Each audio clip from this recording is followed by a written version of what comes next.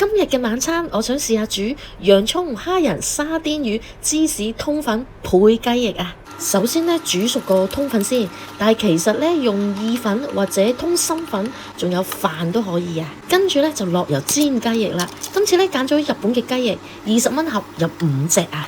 不過咧呢款日本嘅雞翼咧肉質咧就偏薄身啊，比較細隻。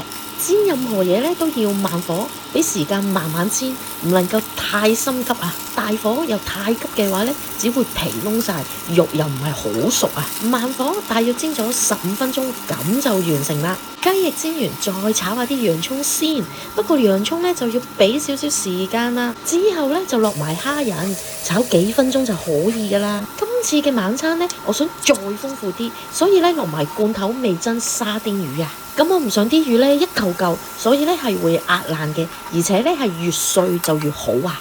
最後落埋通粉，炒1至2分鐘啊！想有少少蔬菜，所以加咗少少菜粒啊！之後咧我會落啲牛奶，因為想有少少汁啊！但係咧牛奶嘅份量咧唔可以太多，如果唔係咧會變咗湯噶啦。最後落埋芝士碎，令到牛奶咧變得結身啲啊！再撈兩下，咁就可以上碟噶啦。如果唔煎雞翼嘅話咧，呢個蝦仁芝士洋葱通粉15至20分鐘咧就可以上碟噶啦，真係快飯嘅首選啊！